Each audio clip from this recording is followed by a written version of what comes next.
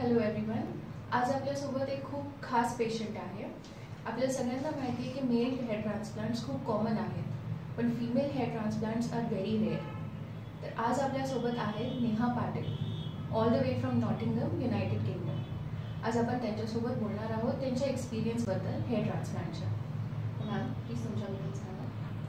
माझं नाव नेहा पाटील आहे आणि मी नॉटिंगहममध्ये राहते 3 वर्षांपासून. मला हेअर ट्रान्सप्लांटबद्दल माझ्या हजबंडकडनंच कळलं, कारण की त्यांना करायचं होतं, बॉल्डनेस होता, त्याच्यामुळे त्यांची इच्छा होती आणि त्यांना इकडे येऊन केलं. त्यांनी 4 महिन्यांपूर्वी त्यांनी केलं ट्रान्सप्लांट आणि त्यांचा रिझल्ट बघूनच ॲक्च्युली मी ठरवलं की नाही बाबा आहे, खरंच रिझल्ट चांगला आहे याच्यातून. सो आणि माझं पण फोरहेड आधीपासून खूप मोठं होतं आणि मला पण इच्छा होती, वाटायचं असं सारखं मनातून की करायला पाहिजे म्हणून.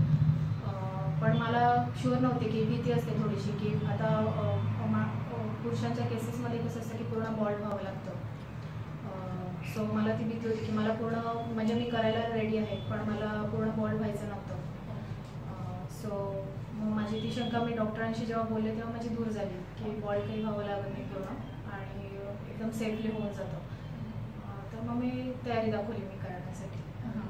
अजून आणखी काय शंका होत्या मॅम तुमच्या, की other than the hair cut part, की तुम्हाला पूर्ण बॉल्ड नाही व्हायचं आहे, मग त्यांनी काय सोल्युशन दिलेलं तुम्हाला त्याच्यासाठी? त्याच्यासाठी फक्त आफ्टर केअर काय घ्यावी लागते एवढीच माझी शंका होती. आफ्टर केअर काय घ्यावी लागते आणि ते करताना किती त्रास होतो, किती पेन होतो, ही माझी शंका होती. पण बिकॉज त्यांनी आधीपासून केलेलं होतं, स्वतःचा त्यांचा एक्सपिरियन्स होता, तो शेअर केलेला असल्यामुळे माझी ती भीती आधीपासूनच दूर झाली.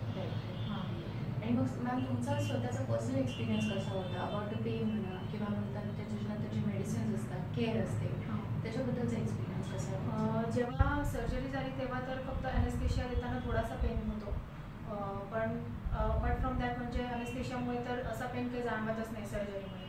त्याच्यामुळे अजिबातच म्हणजे नंतरसुद्धा थोडासा नमनेस होता तेवढंच, पण पेन ॲज असं काही झालंच नाही फार. आणि आता साधारण 10 दिवस झाले तुमच्या सर्जरी? हो झाली. आता कसं वाटतं मॅम? आता खूप छान वाटतंय आणि आता रिझल्ट पण दिसतोय ना थोडा. राईट. तर मग ह्याच्यानंतर काय एक्सपेक्टेशन्स आहेत तुमचे, जे रिझल्ट वगैरे दिसत आहेत तुम्हाला? एक्सपेक्टेशन्स हेच की लवकर म्हणजे आता जसं डॉक्टरांनी सांगितलं त्याप्रमाणे 1 महिन्यामध्ये ते फॉलोअप होतील केस सगळे आणि मग पुन्हा येतील नव्याने शेडिंग फेस होईल आणि तेच वाट बघेल मी आता फक्त. अजून खूप काही अशा फिमेल पेशंट्स आहेत ज्यांना करण्याची इच्छा असते transplant, but it is so rare, म्हणून ते अशी भीती असते मनात, खूप सारे त्यांच्या मनामध्ये प्रश्न असतात. तर तुम्ही त्यांना काय सांगाल? मी त्यांना एकच गोष्ट सांगेल की तुम्ही म्हणजे ॲक्च्युअल ज्यांनी केलेलं आहे त्यांचा रिझल्ट बघा. आता समजा मी माझे केलेलं आहे, माझ्या एक्सपिरियन्सवरनं मी सांगू शकते की खरंच आहे रिझल्ट, म्हणजे मला दिसतोय डोळ्यासमोर. जर माझ्यासमोरच कोणाचा रिझल्ट दिसत नसता तर मी पण थोडीशी अनश्युअरच होते की करायचं की नाही म्हणून.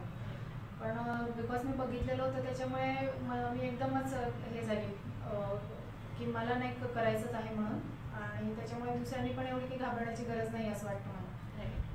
आणि मॅम तुम्हाला काय वाटतं की ला डेन्सिटीमध्येच करावं, तर काय डिफरन्स आहे बाकीचे क्लिनिक्स डॉक्टर्स? आता बाकीच्या क्लिनिक्समध्ये तरी म्हणजे मी अजून कुठेच व्हिजिट केलेलं नव्हतं. ला डेन्सिटीमध्ये मला जिथे रिझल्ट बघायला मिळाला तिथे मी गेले, असं झालं. म्हणजे माझ्या हजबंडनी जिथे केलं त्यांच्या मागोमाग मी केलं, असं झालं. मी बाकीचे कुठेच व्हिजिट केलं नसल्यामुळे माझा बाकीचा अनुभव नाही तसा. आणि ma'am what would you like to tell about म्हणजे ते स्टाफ आहे, बाकीची टीम आहे ला डेन्सिटीची, त्याच्याबद्दल तुम्हाला कसं एक्सपिरियन्स? डॉक्टर स्टाफ खूपच छान, म्हणजे त्यांनी अगदी व्यवस्थित आधीपासून खूप म्हणजे असे सपोर्टिव्ह पण आहेत आणि खूप केअर पण खूप कशी घ्यायची तेव्हा जेव्हा सर्जरीच्या वेळेस पण आणि नंतरची सुद्धा केअर कशी घ्यायची खूप छान एक्सप्लेन करून सांगितलं आणि सर्व्हिस पण खूप छान होती. तर ह्या होत्या आमच्या female patient. For all the other patients please subscribe to our channel.